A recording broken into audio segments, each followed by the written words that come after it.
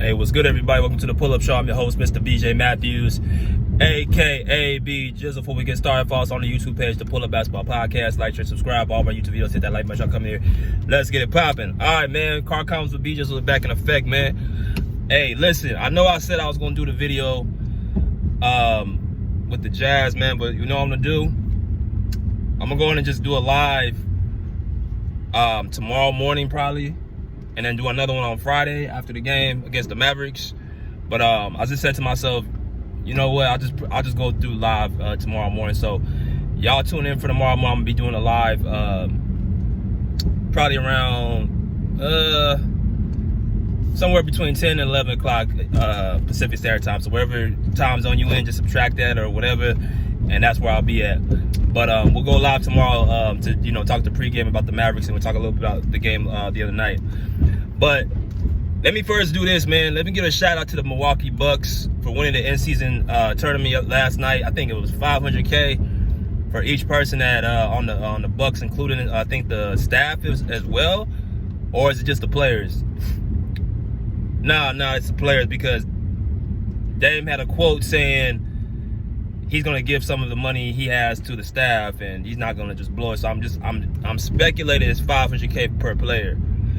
But that's beside the point. The Bucks, congrats to them winning the championship last night, beating the Oklahoma City Thunder, which I'm gonna have a video coming out in a little bit as well about them. I told y'all about the Thunder, man. There are holes in that team. I'm saying people are talking about, oh, they're gonna do this, they're gonna be coming out the West, bro. I'm telling y'all, it's gonna come down to matches versus the Thunder. Against teams that I think the Thunder can lose to, they can lose to a few teams in the West that I think can take their number. But that's beside the point. I'm gonna focus on the team that actually won the game. So the Bucks won 84-71. It was a very low-scoring game. Giannis and Dame and Bobby Portis and Chris Middleton, all them, man, have turned this team around. And also, I gotta give a shout out to Doc Rivers and Darvin Ham. But I made a video about them, the Bucks, earlier this year, and I said, look, everyone is up here talking about the Bucks aren't going to do this or not going to do that, need to break this team up, they don't fit. And I'm just like, hold on, like 1 second, like y'all just hold tight. I'm looking at the squad. I see, okay, Giannis, who's an MVP caliber player, top 5 in the league. You got, obviously, that's a player that you put them on any team, they're going to be at least a playoff team. I don't care who it is. And based off the team they're on, they're going to be a championship caliber team. But that's the dynamic he moves. He plays both ways of the ball. And you can make a case he's the best two-way player in the league when we know who is not on the court. But Giannis is a top 5 player in this league. So that right there goes to show you that the Bucks had enough to turn it around. Then you add a Damian Lillard, who is an all-star caliber player, who Giannis actually vouched for, and who a lot of people had a lot of love for just about, I would say, 3-4 years ago, when he was hitting those buzzer beaters, and he was, in the Western Conference with Portland, and, he had some great, playoff runs. There was a lot of people who actually was on the Dame bandwagon, but now all of a sudden, with Jrue Holiday going to Boston, and then Boston winning the championship was deservedly so, people said they should have never broke that team up. I said, well, Dame is a better player than Jrue Holiday. And as nice as Jrue Holiday is on defense, and he's pretty okay at offense, especially in spurts, the real reason the Bucks won that championship was the play of Chris Middleton alongside of Giannis Antetokounmpo, so Jrue Holiday could be a third option and focus on Devin Booker on the defensive end of the 2021 NBA Finals.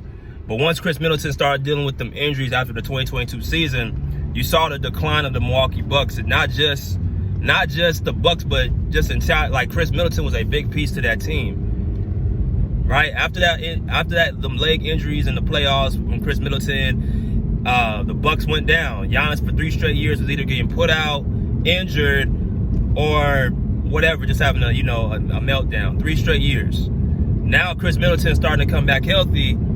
You see the Bucks starting to come in, their own. So Chris Middleton's a big reason why the Bucks have had success with Giannis, and Giannis will say that out loud. So now that you put Chris Middleton with Dame, with Giannis, you have some of your core pieces there. You still got Bobby Portis there. Brook Lopez is a little bit older, can't do what he did before, but he's still part of that core. And you added some, good pieces as well around Giannis and Dame with Taurean Prince and, Gary Trent Jr., who started to play better. You got enough to at least compete, especially in the Eastern Conference. But I'm gonna tell y'all right now, a lot of us, well, not me, but a lot of people count the Bucks out. I gotta give a big shout out to Ticket TV, man. Ticket TV was the only one who stood on the Bucks, not just the team, but the head coach Doc Rivers, who I'm not a fan of, and Darvin Ham. So shout out to Ticket TV. But this goes to show you why certain people who don't fall into the majority of the narratives about, this player, this team ain't gonna do this, ain't gonna do that. That's why I listen to the players, man. You gotta listen to the players when they talking about basketball. Stop worrying about the media and what they say, because 9 times out of 10 they don't know what the hell they talking about. Mainstream media, they are literally doing a job of creating a narrative for the people to follow. They want to have the biggest story, the biggest voice, yada yada yada, and it's not really about being on point and being factual. So Ticket has been basically saying, look, the Bucks, they're gonna turn this around. He was saying this when the Bucks were on a losing streak. They're down 2-8. They were saying that the Bucks ain't gonna be, they're not gonna be in this, they're gonna turn this around because Giannis, that's how big of a fan he is, but also Ticket play basketball at high level, right? So they see certain things with the chemistry in the locker room and things of that nature that just the regular casual fan don't see, with all due respect, right? So and I'm the same way. I don't listen to the majority, right? I don't listen to what everyone else is telling me because I've already been in the locker rooms. I know what a real, team looks like. I know the ups and downs of an NBA season. I know all the ins and outs. So because the team is going through a little bit of a fluke or a down spiral, I'm not going to lose my shit and be like, oh, we got to trade everybody. That's not how my mind operates. So big credit to the Bucks.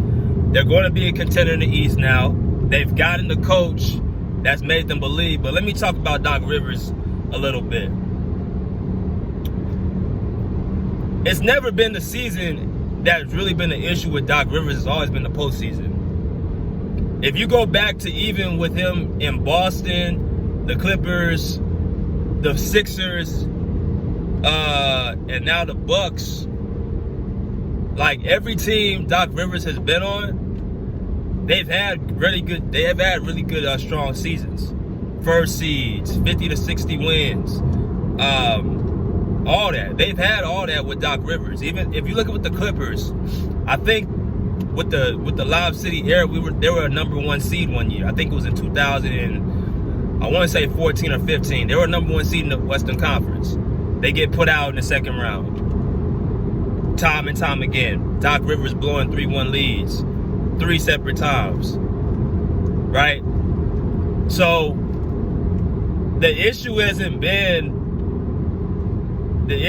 that Doc Rivers ain't a good regular season coach. It's the issue is that in the postseason, he tends to, again with matchup, he tends to not adjust to the game plan. Because see, it's one thing for you to play a team, once or twice or 3 times every year, where the opposing team ain't game planning for you for a period of time, while in the playoffs you play the same team at least 4 times straight. So the coach is pretty much gearing into what you do well and trying to take away your positives and trying to exploit your negatives. Right? They're trying to take away your strengths and trying to impose your weaknesses. That's what the opposing coach's idea is. So when you go up against that and you don't know how to adjust, that's where Doc Rivers has come up short. I mean, look at with the Clippers in the bubble. We were up 3-1, and we were basically winning the series off of. And I'm gonna do a video about this too, about this this whole bubble thing with the Clippers and Kawhi and PG just simply folded. Because I looked back at that series, I remember that series. I looked at the numbers. It wasn't just that black and white. But I go to this point: the Clippers were up 3-1. They were dominating the Nuggets. But Mike Malone made adjustments to exploit Doc Rivers' weaknesses, and Doc Rivers not adjusting and not being able to basically, you know what I'm saying, adjust to what the Nuggets were doing, and Mike Malone being a smart IQ coach, they came back in the series and won. Anytime you give up a 3-1 lead, bro, that's basically you got out-coached, in my personal opinion, or injuries happen. It can only be one of the two, because it can't be the team was better than you because you were up 3-1. More times than not, it's something that malfunctioned that you did or didn't do, and you allowed that team back into that series. Because most times 3-1 means you're pretty much cooked, right? So I personally think Doc Rivers is a good regular season coach, but the thing I disagree with Ticket is that he hasn't proven himself to being able to adjust in the playoffs. So that's why I say with the Bucks, they're a contender, and I think with Giannis, he can cover up some of Doc's mistakes along with Damian Lillard. But they're going to face a team who's just as talented as them, just as good as them, and you know, probably a coach that's better than them. And Doc's gonna have to coach. He's gonna have to adjust. Now, Darvin Ham, who's their assistant, is their defensive coordinator, who's done a great job as well. He's going to do the same thing. We ain't seen Darvin Ham really be able to adjust, and that's why I think the Bucks are going to struggle. You got to have guys in that staff to adjust to what teams are able to do, or else the superstars are going to play out their mind. Giannis and Dame are going to play out their mind to cover up the mistakes that are going to be coming with Doc Rivers, because it's inevitable. He don't make adjustments in the playoffs, right? He don't do it. So it's going well right now, and I got to give a shout out to Doc Rivers for basically, you know, help turn his team around and, you know, making Dame more into a point guard. He's playing with more, you know, cerebral, and he's not just jacking up shots, and him holding Giannis Antetokounmpo accountable, calling him out for being selfish. And then Darvin Ham getting the defense. Like, I gotta give him a shout out, but I'm still saying about the Bucks, they're going to have to be able to be coached in the postseason. But I think when people said the Bucks were not going to do this, not going to do that, they don't fit, I thought that was a bunch of nonsense. I feel like Giannis and Dame are a very good fit.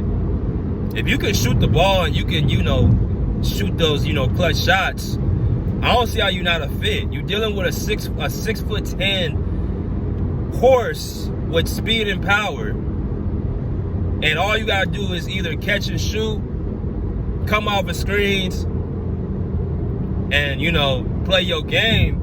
And then on the defensive end, he helps you on the defensive end, because Giannis is one of the best help defenders in the league. He helps you on both sides of the basketball, so you're not going to be exploited like a Dame Lillard. So I don't see how that would not work. I just didn't understand that whole notion. But again, that's the casual fans talking. That's them talking up to the media, what they're saying. So that's all I got to say about that, man. Until next time, pull up a seat, pull up a chair, pull up. Peace. Out of here like swimwear.